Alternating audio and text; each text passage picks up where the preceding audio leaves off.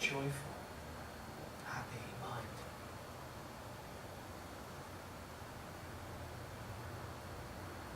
You can be content, be at peace.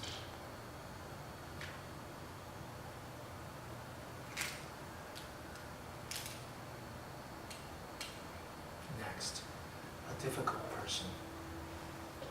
A co-worker, maybe a family member, maybe an ex-friend, someone that you know. Let's do the neutral person first. So this is an actual person, maybe the store clerk at Starbucks, someone that you see, or a distant office person. You actually know the person, but you have no strong feeling one way or another. The bus driver, the same people you see on the bus. A friend of a friend. Find one person, see this person before your mind's eye.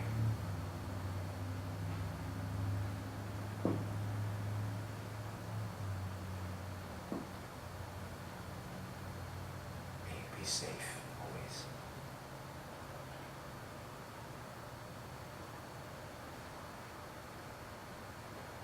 May you be strong and healthy in body.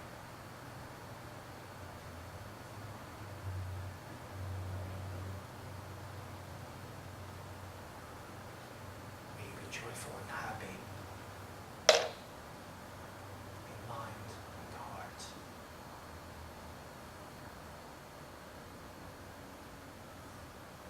May you be at peace.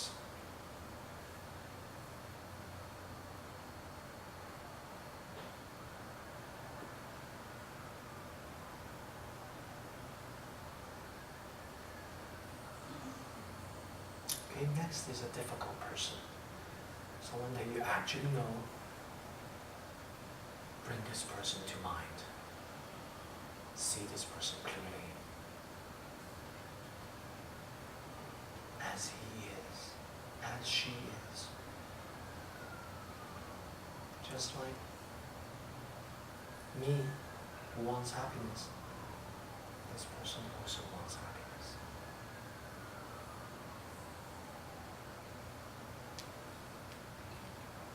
Be safe, free from danger.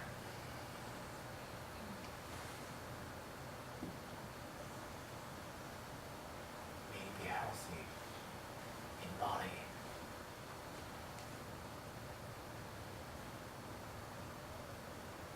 May you be happy and joyful in mind.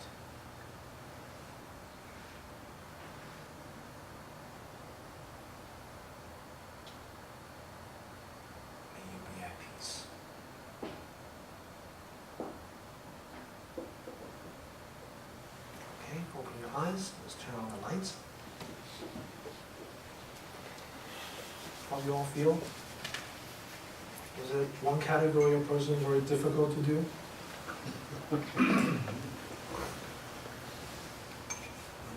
there will be some people. And sometimes people move from one category to another. It was a friend until this person stole my boyfriend. Or stole my girlfriend. Now this person is a difficult person or enemy category. But sometimes people shift. The point is to develop equanimity. Break the boundaries very subtly how we categorize people. And then meditate on this. How many people have difficulty sending love and kindness to oneself, but very easy to send care and love and kindness to a benefactor, someone that has helped you? Please raise your hand. Okay, sometimes it's hard. Sometimes, how many people find it hard to send loving kindness to your enemy, difficult person? Raise your hand. Okay. And you think, person doesn't deserve it. Or whatever we think of. The fact is, there's always a complex causes and conditions why that person is the way he is. Beyond our knowledge. But from our perspective, our angle looking at it, that person is bad to me. But from another person's perspective, it's different. If we take ourselves out of the picture, we can see things in more potential, more possibilities. Everyone's like this. No one is all or nothing. Remember the self-referentiality, tend to think in terms of all or nothing? No one's like that. There's always different sides, different facets to people. So if we meditate on this, if you like this method, you can use this as your main method. Now I did a guided meditation. Now what happens when you go home? That's what you do, you say it to yourself. Now, I want to wrap up a little bit. If you want continue to have guided meditation, you can go online to my center, meditation center. It's called Tallahassee Chan Group. Right? Go to the teachings, audio file on the bottom. I have all my talks there. Some of the talks on the bottom is actually guided loving kindness meditation. You can find it there. I also have a talk on loving kindness. And in that talk, there's a period of guided. You can just crop it, just listen to the guided part. I have a period of sitting. 25 or 30 minutes, I don't remember. I begin with a gong, and then guided through relaxing, and then I just be quiet. 20 minutes. And then at the end, gong. So you can actually just play the tape, and then just sit. You don't even have to set the alarm. I have that. I have kind of sections of kind of relaxing the body. So, and then our website, which is, you can also find in the main Dharma drum website, and also here, remember the A4 meditation exercises? You can find it there. So you don't have to kind of remember.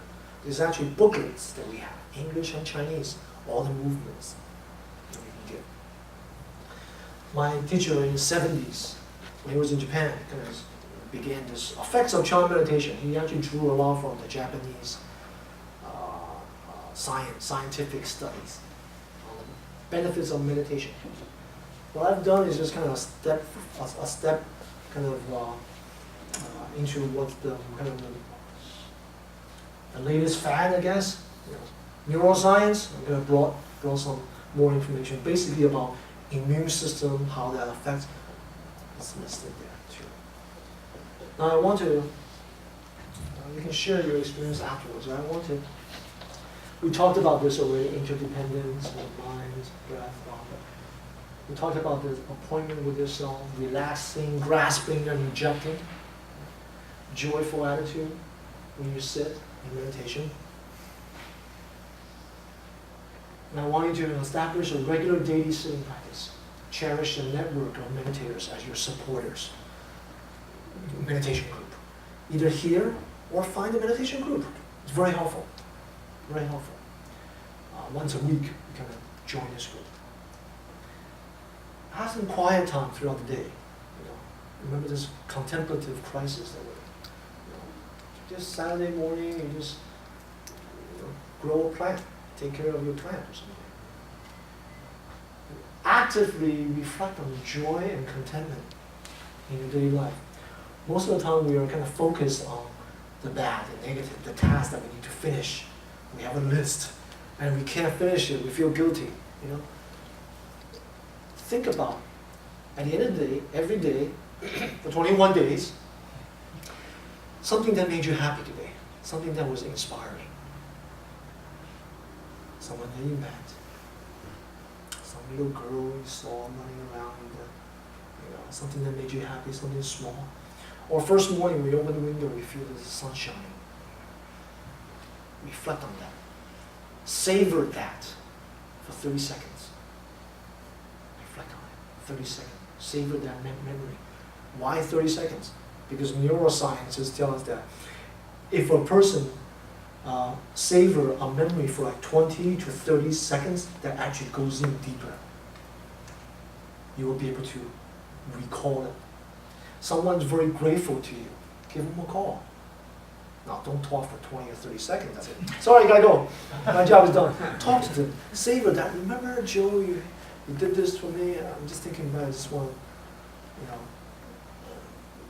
very thankful you did that, during my life. And he goes, oh, don't mention it, and talk about it.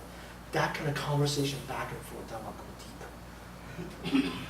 So if you do that, and then this last thing about 1 minute Zen is actually very, very simple. Remember when we did meditation, moving meditation, yoga? What's the principle? Do you remember? What do we meditate on? Do we just do the move like a robot? What do we actually do? Movement and sensation. Movement and sensation, right? So, pick 5 situations in your daily life. It could be times, like just use them on about 10 o'clock, 12 o'clock, 2 o'clock, 7 o'clock, 8 o'clock, just 5 times, or 5 situations that you do every day. Same flight of stairs, same distance that you walk from your house to the bus, the first bite of lunch, whatever things, 5 things, stick to it. If you say, I'm going to be mindful 24/7, I'm going to practice mindfulness, you're not going to do it.